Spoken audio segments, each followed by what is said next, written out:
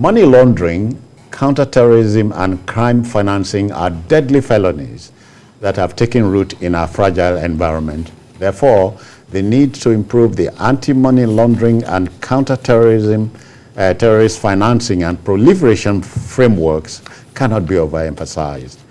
President Muhammadu Buhari has signed 3 bills aimed at fighting the crimes which have become law now. Those bills have become law. The Commander-in-Chief described the bills as being in tandem with his administration's commitment to fight corruption and illicit financing activities. This provokes the question, is the problem a lack of appropriate laws or the will to punish bad people and behavior, Jide? Both. And I'm happy that we are strengthening our laws and ensuring that we tighten the noose around these criminals, ensure that it's a lot more difficult for them to get away with corrupt practices, with terrorism, and make it a lot more difficult for them to even launder money in countries where in the past they found it comfortable to launder money. So we are getting into even agreements with some countries to ensure that, look, this place is not a haven for people to come, and the results are staring us in the face. In the past, people could go and keep money, maybe in Dubai, get away with it, but we have an agreement with them. Bilateral, yeah. Yes, to exchange even prisoners. Yeah. You know, exchange criminals. And that was why they provided some information to us about the presence of, about the activities of some Boko Haram sponsors, financiers, and all that. And if you commit a crime over there and you are caught, we have a extradition treaty with them. Yeah. They will send you down there for you to be, for justice to take its course. So it's a good thing that we are doing our best, coming up with laws, targeting money launderers, targeting terrorism financing, and targeting the proceeds of financial crimes.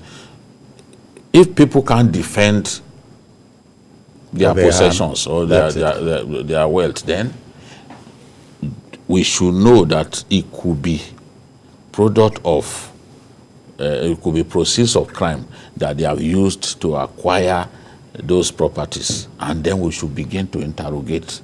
So what the president has done is to make these laws be in tandem with global best practices. And those global best practices will ensure that it is a lot more difficult for people to get away with such crimes. You and I know that Boko Haram killing campaign could not have continued in our country for this long, if not because some people are somewhere funneling money to them. That's supplying fuel for them. Yes, they are the ones who are fueling this insurgency that has cost so many lives in our country. So we've got to target terrorism financing through these laws that are in place. We've got to deal with money laundering through the instrumentality of the law, and deal with proceeds of crime. So they've set up, these laws will ensure that people who cannot defend their means of livelihood have questions to answer. So I'm quite happy, especially with the Proceeds of Crime Recovery and Management Act 2022 that will come up with. Paul, in the immediate aftermath of 9/11, the United States Assembly, Congress, came up with the Patriot Act, and it was signed into law. And many years down the line, they still went after the linchpin, if you see what I mean. Yes. So this is a plus. Yes, it is. It's always good to look at our laws and see how to strengthen them. So I love what happened. You look at the law, look at the shortcomings of the extant laws and then you try and improve upon them, it's fine. But my own concern is not even, yes, I'm happy that we are upgrading our laws, but the implementation, let me quote what the president said, and I will react to it. He said, this is profound and calls for coordinated responses to the challenges posed by the menace.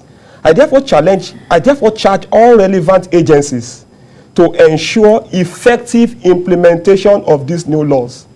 The robust frameworks diligently enshrined in this act can only serve useful purposes when every bit of them is enforced.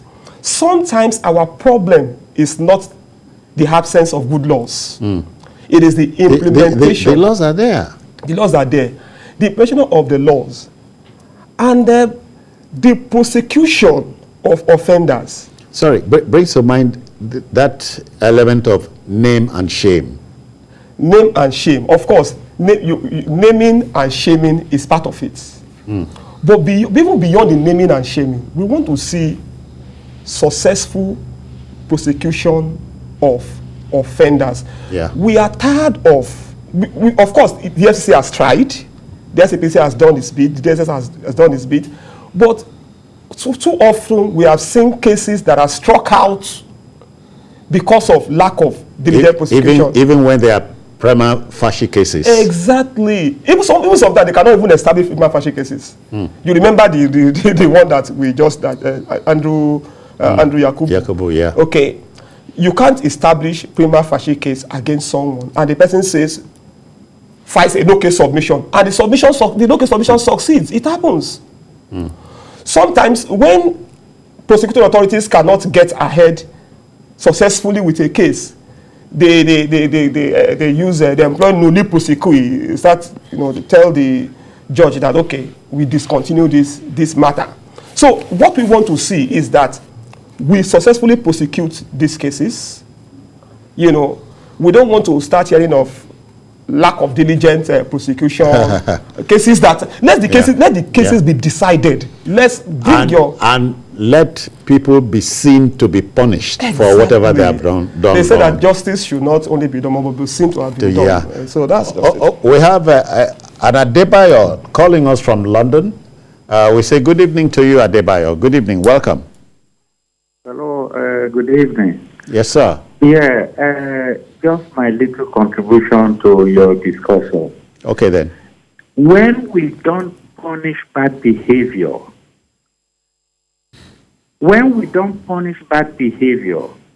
we give room for other people to do all sorts of things.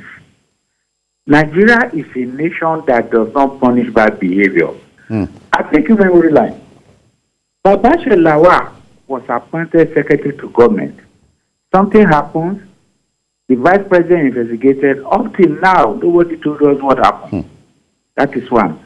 Akaliku, Gideon Akaliku, was killed in Kano, beheaded, and his head was put on stick, and they were dancing around Kano. What happened?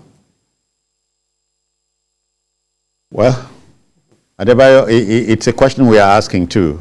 Thankfully, the story we brought from Sokoto, we can only hope that it will get to a logical conclusion. Or don't you think, Jide? Yeah, that's everyone's wish. As he said, these laws will be useless if the EFCC, the ICPC, do not up their game. The judiciary will not do a job for you.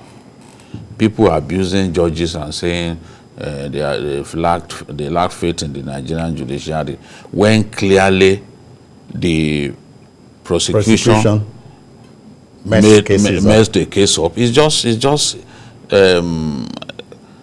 just shows the immaturity of some of our people when commenting on matters like this. And so the judge will cannot not give you what you don't ask. You know what you do not. You have, just as the CJN once said, justice is like a building. I mean, prosecution is like a building. Yeah. If your foundation is weak, obviously the accused person will walk away free. Yeah. I've seen where they accuse somebody of building his house from proceeds of crime, and that person came to court with check stubs showing that for 5 years he was drawing from a loan from Union Homes. So every time he kept record. By the time he presented it in court, of course, the no case submission succeeded. So we can imagine this is a bad case. How did you discover that it was bad? Because you read that, oh, somebody stole 10 billion. 10 billion that the prosecution has not been able to prove.